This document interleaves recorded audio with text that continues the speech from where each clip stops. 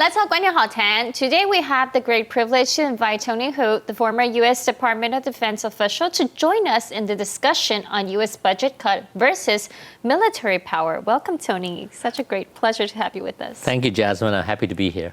So we know that the U.S. President Trump slashed defense spending by 8%, yet claimed he'd rebuild U.S. military deterrence. That's a $50 billion cut per year. However, the world wants to know how exactly do you cut hard and build strong at the same time. So what exactly is he rebuilding?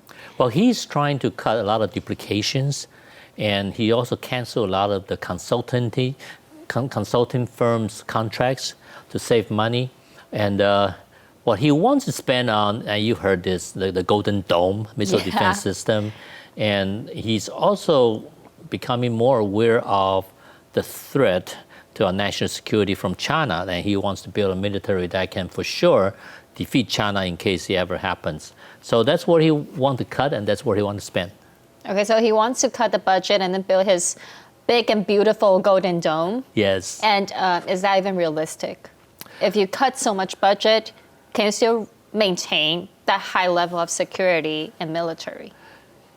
It's hard, and nobody's seen the actual plan. It's still an idea, you know. Now, just like many of the other things that he talked about, a lot of times the idea is there, but implementation is tough because you're not going to be able to save that much money to do the things that he wants to do.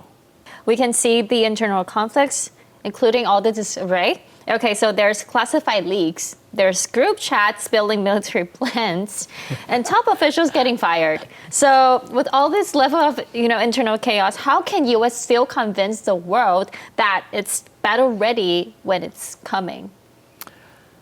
It is tough because many of the very competent leaders were removed, like the previous chairman, C.Q. Brown, and then replaced with people who doesn't have the same competency and experience, and that causes mistakes, and that's what we're seeing now.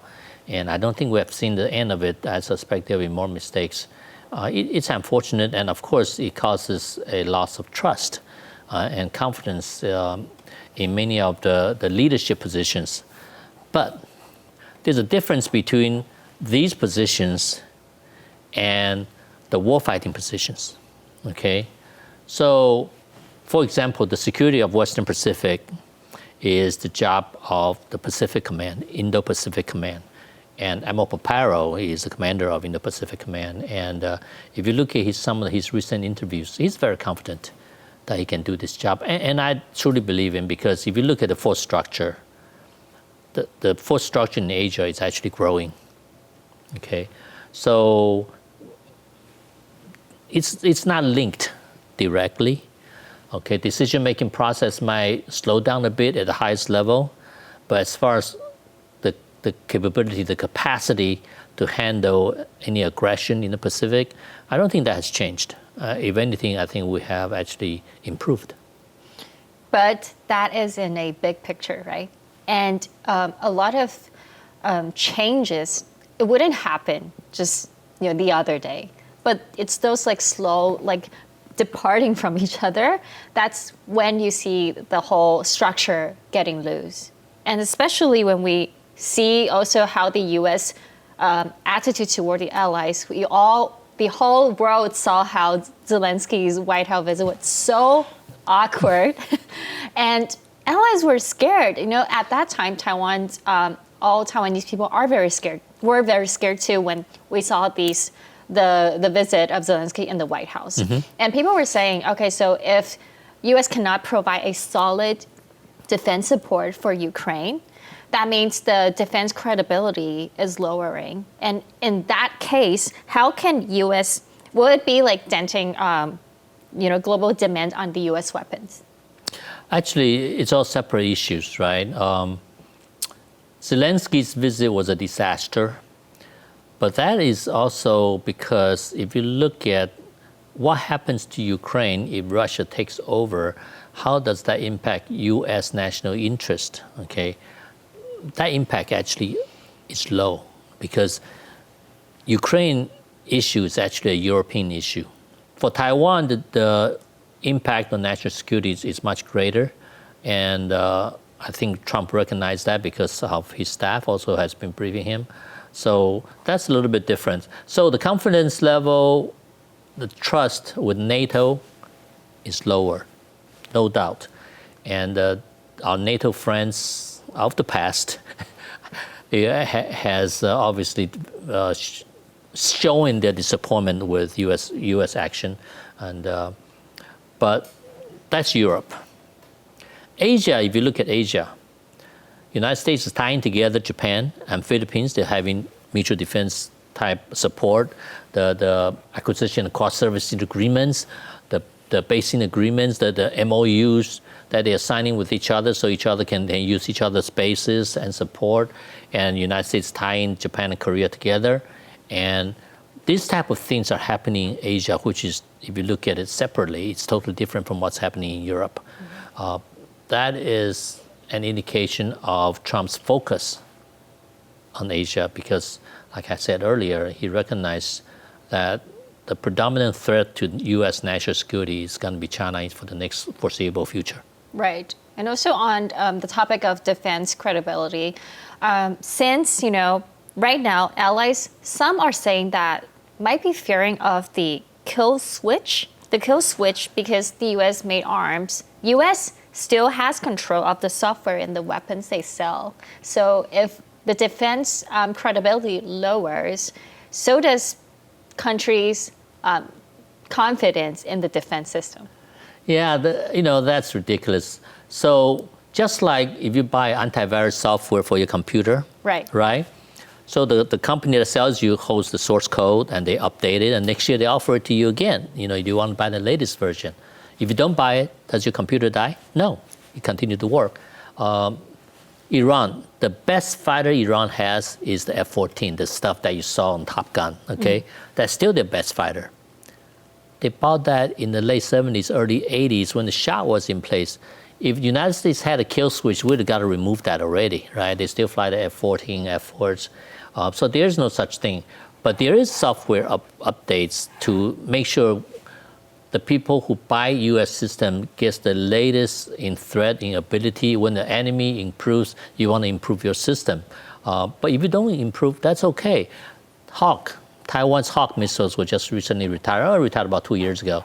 But Taiwan Hawk system has not been updated for 20 years. But every year during Hangguan exercise, it still fires. So, and there's no such thing as a kill switch. So that once again, that's I believe it's a cognitive warfare by China, trying to instill doubt in people's mind about Taiwan's ability to use its weapon system, and it's not true. There's no such a thing, and I think as far as the impact on the U.S. defense industry, I don't see it. I see, but also speaking of the military. Cutting down the military defense, Trump is considering giving up NATO command. And so if he actually gives up the NATO command, does it also signal that the U.S. is also giving up the leadership position in the world on military? Well, in Trump's America First strategy, there is an element of isolationism, okay? During his first term, he had threatened to pull out of NATO. And only through his national security advisor and also the Secretary of State, Pompeo at the time, that they stopped him from pulling out of NATO. He thought NATO countries were taking advantage of the United States. What he doesn't realize is U.S. national security after World War II has always been forward presence. We don't wait for the enemy to attack our homeland. We want to stop the war at our enemy's house. In order to do that, we need friends to allow us to forward position our troops so that we can fight in our enemy's home and not in our home. So I think that concept was lost with President Trump because our presence in Europe, in Japan, in Korea, the main purpose is for the defense of the homeland so that we can stop the enemy at their house and not at our house. So but he thinks that all our ally friends are taking advantage of the United States, including Japan and Korea, when the fact is we're glad to have friends that allow our troops to be forward present to protect the homeland. So what he's doing now, obviously, in my personal view, it's not good for U.S. long-term national security. And he thinks NATO is a place where the United States spends too much money, which in fact it's not. National security is not a money-making business. And I think he's thinking it that way. We should charge more from our friends so that we can make some money. And I think that's a mistake, because national security is what American people demand. We pay taxes. We want to be safe. Pay that money so that we can be safe. It's a situation I'm not sure during his presidency is going to change. So that isolationism idea, since that's so deeply ingrained, that America first, I'm not sure in the long term it's a good long-term strategy. Especially when we see how the U.S. Indo-Pacific Command has been pointing out that the China is actually outbuilding the U.S. Navy. And to us in Taiwan, it's a very warning signal. If there is a war, are we ready to fight this gap? Because it's just impossible to, when the gap is, getting larger. Yes, well, the growth of the People's Liberation Army, Air Force, Navy, it's a fact. China got more money. They're building more ships, more planes, more missiles, more everything. More is more. But does that equate to combat capability? Maybe not. Because you need the hardware, and you need the people, and you need the training, you need the experience, the knowledge. I mean, I'm not proud to say this, but United States military are battle trained. We're battle toughened, and we're passing this knowledge to our allies and friends. We conduct over 40 exercises a year in the Pacific with Japan, Korea, Philippines, and other countries. And we're passing that knowledge to Taiwan. We have training teams, even now as we speak. We have hundreds of U.S. military personnel in Taiwan providing this type of training, passing on our knowledge. So hardware is one thing, but the ability to execute warfare is different. So the overall result actually is the way how you can fight. It's not how many plane or ship or different things that you have.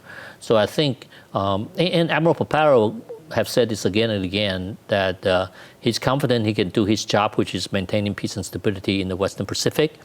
And if China attacks, he will turn the Taiwan Strait into hellscape. Okay, because Taiwan Strait, if you think about that, you have nowhere to hide.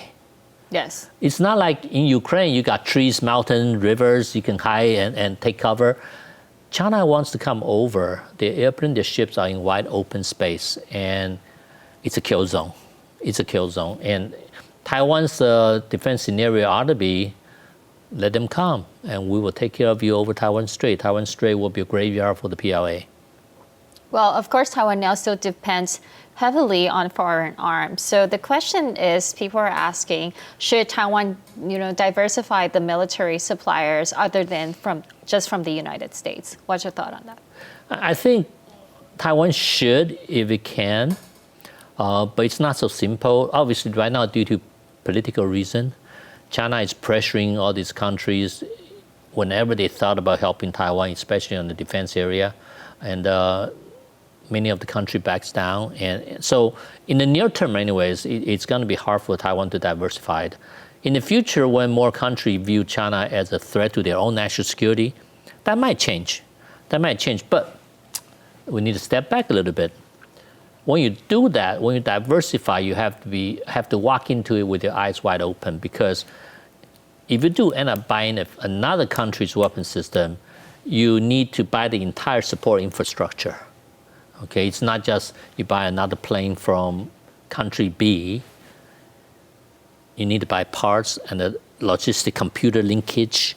need to have It has the to stock. come with the whole package. It comes the whole package, Yeah. the stock level and how long does the stuff last. These are the type of support philosophy Taiwan is used to with America. With the United States, we have the same logistics system. Right now, a supply guy in Taiwan's Army base need to order a part for the M1 tank. It's it's linked with the United States. Here, I need it, and they immediately see, okay, when is delivery and how the money is going to handle it. So it's already structured. It's already structured in place, and it's pretty efficient. So when you find a new supply source, all this need to be reestablished. It's doable, obviously. It just involves complication that if Taiwan does decide to go that way, just be ready to make sure you think about the entire thing. But it also might be more confusing because some countries are adapting that and it confused their own system. That is absolutely true, and it'd be worse if they use a different language. Oh my God, that would be disaster. Well, thank you, Tony, so much for joining us today and sharing with us your expertise.